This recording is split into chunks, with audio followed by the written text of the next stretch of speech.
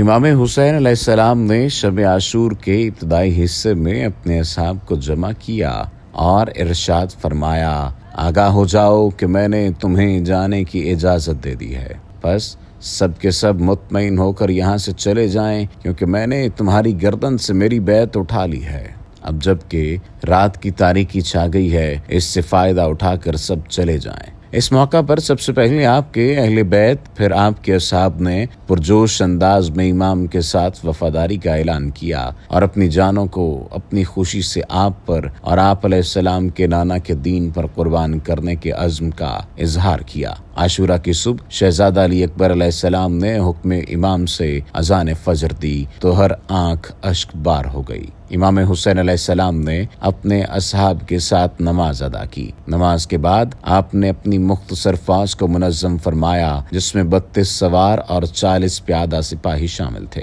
آپ نے لشکر کے دائیں بازو کو زہیر بن قین اور بائیں بازو کو حبیب بن مظاہر کے سپرد کیا اور پرچم ابو الفضل العباس علیہ السلام کے حوالے کیا۔ میدان کے دوسری جانب بدبخت عمر ابن سعد نے یزیدی لشکر کی صفوں کو منظم کیا اور پرچم کو اپنے غلام زوید کے سپرد کر کے امام وقت ابو عبداللہ الحسین علیہ السلام کے خلاف صف آرا ہوا۔ امام حسین علیہ السلام اتمام حجت کی خاطر دشمن کی طرف تشریف لے گئے اور اسے واضح و نصیحت فرمائی، لیکن یزیدی لعین یزیدیت پر ڈٹے رہے۔ اس کے بعد لڑائی شروع ہو گئی۔ امام علی مقام کی باوفا اصحاب دشمن کو اہل حرم کے نزدیک ہونے نہیں دیتے تھے۔ ایک ایک کر کے شمع امامت کے یہ پروانے جام شہادت نوش کرتے رہے۔ دوپہر ہونے تک غیر ہاشمی اصحاب شہید ہو چکے تھے۔ اصحاب حسین علیہ السلام کی شہادت کے بعد بنی ہاشم کے شیر جوان یکے بعد دیگرے میدان میں آنے لگے۔ بنی ہاشم میں سے سب سے پہلے میدان میں جانے والے جوان شہزادہ علی اکبر علیہ السلام تھے۔ ان کے بعد ایک ایک کر کے بنی ہاشم کے جوانوں نے قربانی پیش کی۔ ابو الفضل العباس جو لشکر کے علمدار اور خیموں کے محافظ تھے، نہر فرات سے خیمہ گاہ حسینی میں پانی لاتے ہوئے دشمن کے ہاتھوں شہید ہوئے۔ دنیا میں مرے گا جو کسی شخص کا بھائی، یاد آئے گی عباس سے دلاور کی جدائی، جہاں اپنی بھتیجے کی کسی نے جو گوائی، روئے گا کہ قاسم نے سینہ سینہ پہ کھائی، اولاد کا ماتم جسے ناشاد کرے گا، اکبر کے جواں مرنے کو وہ یاد کرے گا۔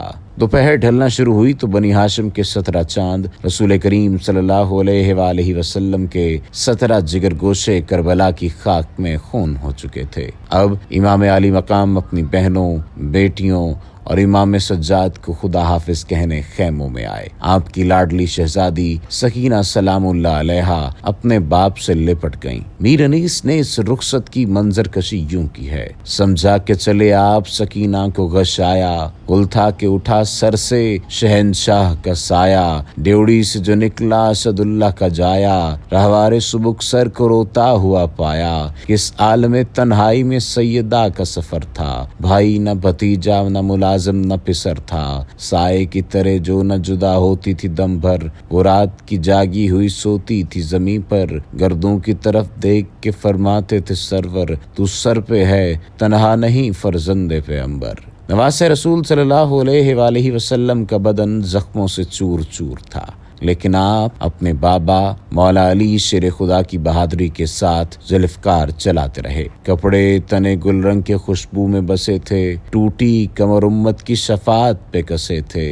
امام دین خدا کے دشمنوں سے جنگ کرتے رہے، یہاں تک کہ عصر کی نماز کا وقت ہوا اور آپ علیہ السلام نے نماز ادا کرنا شروع کی۔ لعینوں نے اس وقت تلوار چلائی جب امام حسین علیہ السلام سجدے کی حالت میں تھے۔ کائنات کا مقدس ترین خون زمین پر بہنے لگا، یہاں تک کہ ہمارے تیسرے امام صداقت اور مظلومیت کی معراج پر پہنچے اور سید الشہداء ہو گئے۔ ان اللہ و انا الیہ راجعون، اللہم لعن قتلت امیر المومنین۔ عالم میں جو تھے فیض کے دریا وہ کہاں ہیں، ہم سب سے جو تھے افضل و اعلیٰ وہ کہاں ہیں، جو نور خدا سے ہوئے پیدا وہ کہاں ہیں، پیدا ہوئی جن کے لیے دنیا وہ کہاں ہیں، جو زندہ ہے وہ موت کی تکلیف سہے گا، جب احمد مرسل نہ رہے کون رہے گا، शहादत इमाम हुसैन अलैहिस्सलाम के बाद दुश्मन ने खैमों पर हमला किया और ये बेहया शकीउल क़ल्ब लोग अहले हरम नबवी सल्लल्लाहु अलैहि वसल्लम का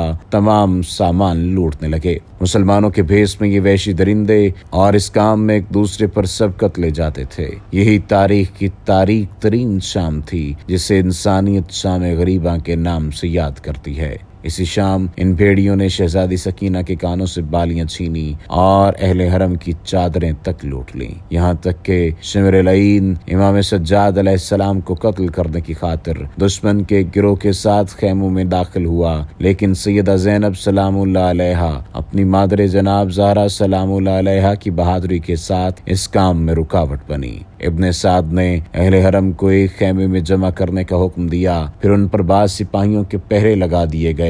इब्ने ज़ियाद के हुक्म पर उमर साद ने अपनी फौज के 10 सिपाहियों के जरिए इमाम हुसैन अलैहिस्सलाम और उनके बावफा साहब के जनाजों पर घोड़े दौड़ाए गए, जिससे शौदा के जनाजे पामाल हो गए। उमर बिन साद ने उसी दिन इमाम हुसैन अलैहिस्सलाम के सर मुबारक को उबैदुल्लाह बिन ज़ियाद मरदूद के पास भेज दिया। यहाँ से कुर्बानियों के उस लाजवाल सिलसिले का दूसरा बाब शुरू होता है, जिसका उन्वान उम्मुल मसाइब सैयदा ज़ैनब बिन्त अली सलामुल्लाह अलैहा है। हदीस इश्क दो बाबस्त करबलाओ दमिश्क यके हुसैन रकम करद व दीगरे ज़ैनब।